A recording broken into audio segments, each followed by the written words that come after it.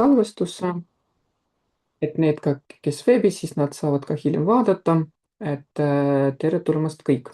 Nii, aga siis ma jagan kohe minu ekraani. Nii, mulle näitab, et te saate minu ekraani näha. Kas nii ongi? Saate minu ekraani näha praegu? Kõik on nähtav. Super, väga tore. Aga siis noor diplomaatia programm. Et alustaks ma võib-olla selle programmi keskmisse, oota, mul siin, nii, jah. Aga alustaks võib-olla siis see programmi keskmise üritusega, mis ongi siis Vaimon, mis sellest aastast kannab nime Global Model UN. Eks me valisime just selle simulatsiooni, seda korraldab Euroühingute Ülemaailmne Föderatsioon, mis on siis samamoodi MTÜ, mis töötab siis ÜRO juures ja selle tõttu neil on võimalus luua päriselt samasuguse keskkonda, nagu on ÜRO-s. Ehk siis nende kõige suurem erinevus on selles, et sellel simulatsioonil tuleb vastu võtta otsuseid konsensuse põhimõttel, et kui tavaliselt olete võib-olla osalenud teistel simulatsioonidel, siis seal hääletakse iga otsuse poolt või vastu. Siin aga tehakse kõike eeltööd nii, et kõik riigid oleksid nõus, ehk siis kõik delegaadid oleksid nõus selle otsusega. Ja suur eelis on ka selles, et osadel on võimalus ka külastada ÜRO peakorteri ja seal ka avatseremoonia ajal teha kõne, kui valitakse. Kahjuks korraldajad ei saa seda tagada 100%-liseks, et nad saavad ligipääsu ÜRO peakorteri, aga tavaliselt viimased 10 aastat oli see simulatsioon seal korraldatud ja ÜRO peakorter oli külastatud, nii et siis sel aastal ilmselt tuleb samamoodi, aga korraldajad saavad anda täpsemalt teada umbes 2 kuud või 1 kuu enne simulatsiooni, ehk siis kuskil detsembris-jaanuaris. Ja eelmisel aastal simulatsioonil osales umbes 1500 inimest ja kuna see simulatsioon toob kokku 70 riiki üle maailma, siis nad korraldavad ka sihukese ägeda üritust nagu Global Experience, et siis te näete siin paremal üleval pilt, kus me esindasime Eestit eelmisel korral. Ja see ongi siis võimalus, et iga riik paneb välja oma nänni lauale ja erinevaid snäkke või siis mingi pilte. Kõik saab laulda, tantsida, et absoluutselt kõik saab teha. Aga see on muidugi väga-väga hea võimalus ka riiki esindada, siis ka teisi riiki vaadata, et mis nad seal näitavad. Siis enne reisi meil tuleb ka ettevalmistus, et kuskil oktoobris-detsembris me hakkame käima erinevate ekspertide juurde ja vaatame ja uurime nende käest, kuidas siis toimub poliitika, globaalsed suhted, kuidas see diplomaatia päriselt toimib ja saab ka otse nende käest küsimusi küsida. Selle kohta, kuidas on ajad ja millal me saame anda täpsemalt neile, kes on siis programmi osalevad ja siis vastavalt sellele, mis aeg kõikidele sobib, siis selle kuupäeva valime. Eelmisel korral näiteks me külastasime kliimaministrit, siis käisime ka välisministeeriumi kantsleri juurde ja külastasime ka ÜRO saatkonda. Nii et see on siis umbes sihuke pilt tuleb ka sel aastal. Aga mida me siis New Yorgis vaatame? Et loomulikult selle terve reisi keskmes on Vaimon ehk siis Global Model UN simulatsioon. Aga lisaks sellele külastame ka Eesti alalist esindust ÜRO juures, vaatame, kellega me saame seal rääkida, üritame siis suursaadiku juurde tulla. Aga me eelmisel korral ka tegime nii, et me ostsime niisuguse New York Pass, mis annab võimaluse külastada 3 vaatamisväärtusi New Yorgis. Nende nimekirjas, seal on umbes 10 erinevat vaatamisväärtusi ja siis saab valida nendest 3. Et eelmisel aastal me liikusime kõik koos, aga kuna sel aastal meil on mõte ja soov tuua veel rohkem inimesi, siis mõistlikum oleks, et kui me anname igaühele selle pääsu, siis nad saavad ise ringi käia ja vaadata. Et näiteks see Met-muuseum või Vabadussamm või näiteks Rockefeller Center, see on siis siin paremal üleval pilt. Aga käime ka koos näiteks Columbia ülikoolis, et see on eriti hea võimalus neile, kes alles praegu lõpetavad põhikooli, keskkooli või veel lõpetamas. Et siis saab seal ka vaadata, kuidas nende ülikool toimib, millised on tingimused ja kuidas üldse elu seal välja näeb.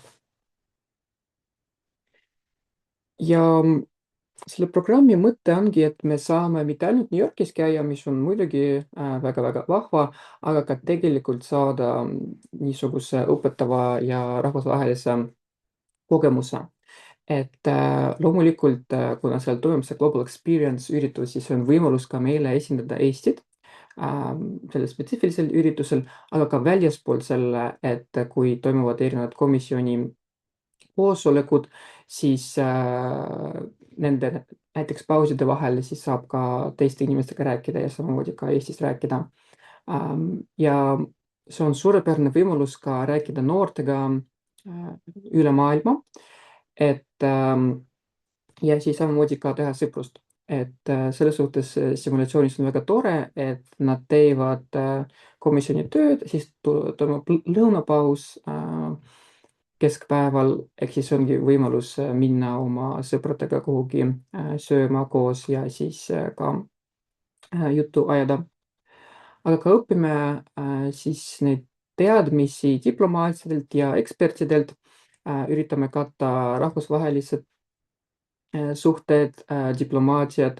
Eelmisel korral, kuna üks meie liikmetest oli ka ÜRO Keskkonnaassamblee liige, siis me käisime ka kliimaministri juures, et siis ta saaks selle parema ülevaate kliimast. Sel aastal saame ka kuskil augustis teada, kes millise komisjoni endale saab ja siis vastavalt sellele saame ka neid kohtumisi määrata, et meil oleks ka, et teil oleks ka ülevaate sellest, mis töö seal ootab. Ja see on muidugi väga-väga hea rahvusvaheline kogemus selle põhjusega, et see simulatsioon iga aasta otsib ka korraldustiimi liikmeid, et osaleda selles simulatsioonis saate ka näiteks hiljem, kui nad saadavad välja neid kutseid, kandideerida korraldustiimi liikmeks ja siis juba tulla tagasi korraldustiimi liikmena, mis on igati väga vahva ka. Ja programm on mõelnud noortele vanuses 18–26 üle Eesti. Ei ole tähtis haridusasutus, aga me võtame just selles vanusepiirangus. Siin on, ma sain paar küsimust selle kohta, et kui ma praegu olen 17, kas ma saan kandideerida? Jah, peamine, et reisi ajal te oleksite täisealised, sest siis on lihtsam USA-sse pääseda, sest kui alaealine, siis on vaja ka väga suurt eeltööd teha, et erinevad vanemate lood saada ja nii edasi. Nii et siis peamine, et reisi ajal te oleksite täisealised.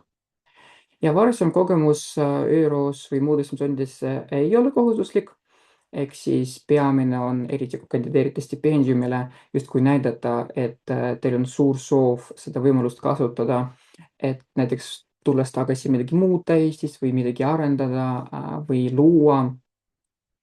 Ja sellest tulenebki, et kõige olulisem ongi motivatsioon, uudishimu ja soov arendada. Ja meil on siis kaks võimalust osalemiseks. Üks on tasuline koht ja teine on täisstipendium. Selleks, et täisstipendiumi kandideerida, on vaja saata motivatsioonivideod ja edasi parimad kandidaadid me kutsume ingliskeelsele intervjuule, kuna simulatsioon ise toimub ka inglise keeles. Ja siis, kui kandideerida tasulisele kohale, siis seal tuleb täita lühikese vormi, lühidalt kirjutada ka, kui oli kogemus näiteks reisimiseks või simulatsioonidega ja siis hiljem me võtame igaühega ühendust eraldi ja siis suhtleme edasi. Ja siin ka kohal tasub mainida ka, et Eesti Ühing on mittetulundusühing, et terve summa, mis me saame sellest projektist, jääbki selle projektisse, et isegi kui meil tekib mingisugune ülejääk, siis me kulutame selle ka New Yorgis. Ütleme, et võib-olla me lähme kuhugi ahvale kohale lõunat sööma või külastame mingit teatrietendust näiteks. Aga see siis kõik hiljem ja siis jah, sõltub lõppsummast. Siis siin on meil ka kirjeldus sellest, mis on siis paketi sees. Samamoodi see rakendub ka nendele, kes võidab stipendiumit, et siis ta saab samasugused hüved. Et võib-olla kõige neid tähtsamad ohud on see, et me lendame Tallinnast New Yorki, lendame Finnairiga, see on siis meie jaoks kõige kiirem ja kõige mugavam reis ja igaühel oleks käsipagas ja 20-kilone äraantav pagas ka, pluss seljakott. Nii et kui soovite rohkem riideid võtta näiteks, siis see on igati võimalik ka absoluutselt. Samamoodi toimub meil majutus Hyatt hotellis. Praegu me lepime nendega kokku seda, aga ühtlasi praegu otsime hotelli just selle mõttega, et see oleks samasugune nagu Hyatt ehk siis neljatärniline konverentsi lähedal ja ka seal oleks hommikusöök. Kuna konverents ise toimub ka hotellis, siis me eriti ei soovi seal ööbida selle põhjusega, et enamik delegaate elab seal, mis tähendab, et hotellis oleks nii palju inimesi ja see oleks lihtsalt ebamugav, sest kõik need tuhanded inimesed tahavad samal ajal esimesele korrusele minna, on vaja väga kaua oodata lifti ja ka hommikusöögi võimalused seal ei ole head. nii et siis me otsime sellise hotelli, kus oleks hommikusöök ja ka oleks simulatsioonilähedane. Ja praeguseks Hyatt on hea võimalus, et seal see asub umbes 10 minutit jalgsi siis simulatsiooni või selle konverentsi asukohast ja ka umbes 10 minutit Times Square'ist, nii et kõik on lähedal. Ja transpordi mõttes siis me katame taksokulud ehk siis lennujaamast hotellini ja siis sealt tagasi. Ning loomulikult ka vaimusimulatsiooni osalustasu.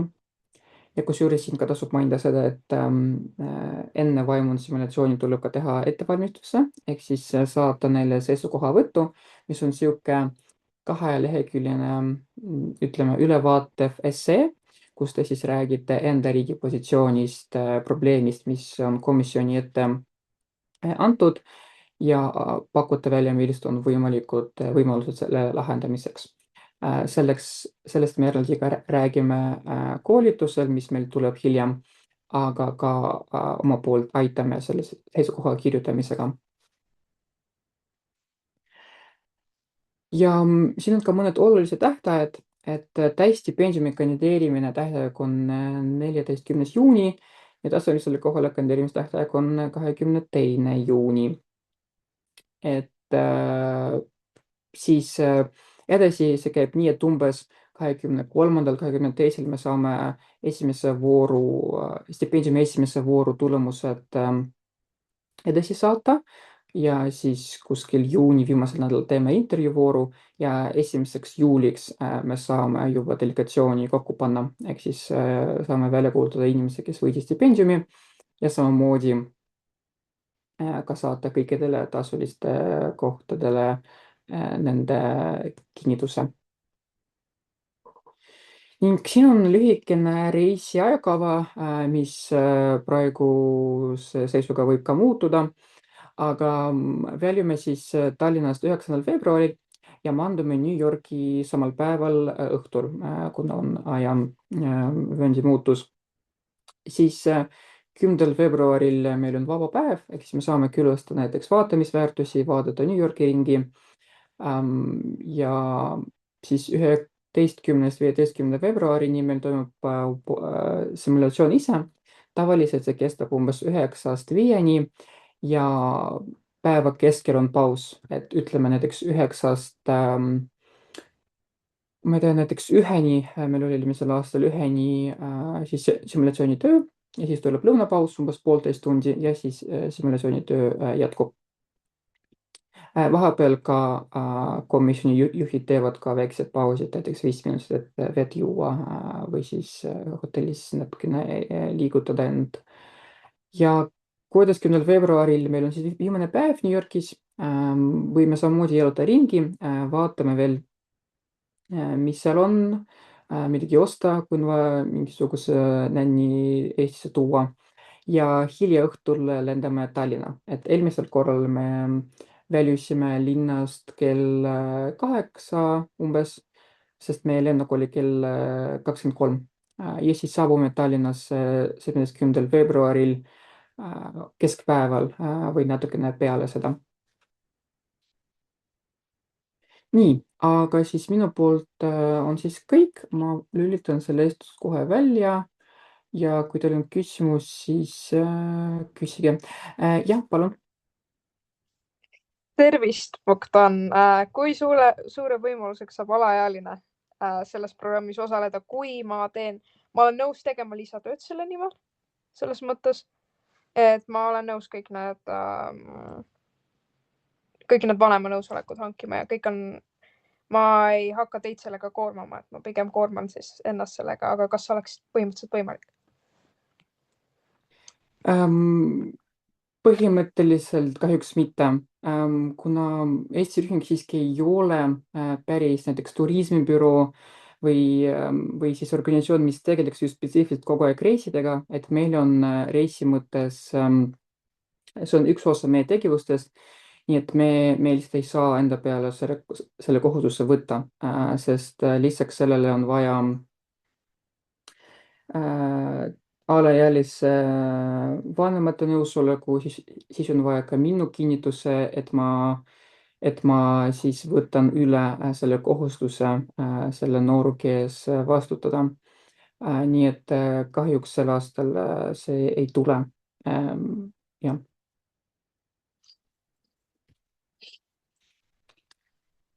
nii, siis mul on üks küsimus siin chatis, kas komiteest minu kohal mitu vooru. jah, just, et stipendiumile on siis esimene voor, mis on siis tavaline avaldus, kus on vaja saata videot ja see on ka paar küsimust ja siis video põhjal valime parimaid kandidaate, keda me kutsume hiljem intervjuule. ehk siis kokku tuleb 2 vooru ja peale intervjuud valime ühte inimest, kes siis saab selle stipendiumi. jah. Ma tahtsin küsida, et juhul, kui me oleme seal New Yorgis, et kui nagu oodatud on nagu selline pidev koosliikumine, et kui mul on näiteks mul on pere seal ja ma tahaksin nendega kokku saada, siis kas see on nagu variant, kas ma pean nagu raporteerima enda minekuid ja tulekuid, et kuidas see välja umbes näeb seal kohapeal? jah, suurepärane küsimus. kõige tähtsam on see, et neid programmi peamised üritused, et sa osaleksid seal, et ütleme, et simulatsioon on meil 9-st ütleme 5-ni, jah, et sina osaleksid selles simulatsioonis. peale simulatsiooni kõik on vabad, et siis saate ise valida, kuhu tahate minna. ja meil ei ole mingi raporteerimissüsteemi, lihtsalt on see, et sa pead arvestama, et kui näiteks järgmisel päeval meil on ka simulatsioon kell 9 algab, ehk siis sa jõuaksid tagasi hotelli piisavalt vara, et saaksid ka magada, et järgmisel päeval ka osaleda. ning kui näiteks me lähme ka koos ülikooli või Eesti ÜRO esindusse, siis ka on need programmi kohustuslikud üritused, aga ütleme siis 10. veebruaril ja 16. veebruaril on täitsa vabad päevad. ma jagan neid linna pääse, siis saate ka vaatamise väärtusi vaadata, aga ühtlasi jah, et kui soovid perega kokku, siis saada, siis sellest ei ole probleemi. arusaadav, aitäh. Nii, Karmen, siis küsin taodekohtade puhul. Kui sa mõtled siis need tasulised kohad, siis nendega käib nii, et inimesed saadavad täidavad selle vormi 22. Siis juuniks ja peale seda me hakkame igale kirjutama, et põhimõtteliselt jah, inimene ongi kohe vastu võetud programmi. Me lihtsalt peame saatma lepingu tingimused ja siis ka makseinfo, aga ühtlasi saame ka kohe seda nii-öelda onboarding'u protsessi hakata.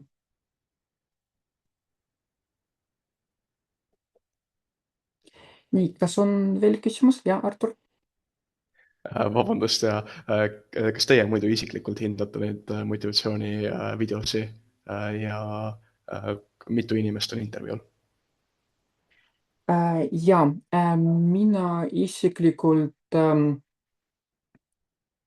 oleksin komisjoni liige.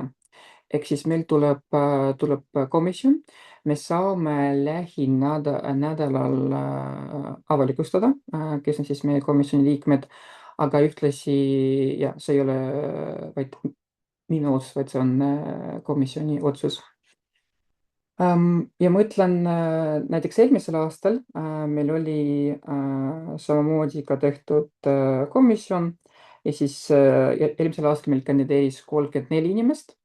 Neist 3 pääsesid intervjuule ja siis intervjuust valisime ühte inimest. Ehk siis eelmisel aastal konkurents oli päris tihe. Kõlab hästi, aitäh. Kas mõni küsimus veel? Võite igasuguseid asju küsida üldiselt, kuidas seal reisi ajal midagi on või enne reisi või mis iganes, kui meil on veel aega.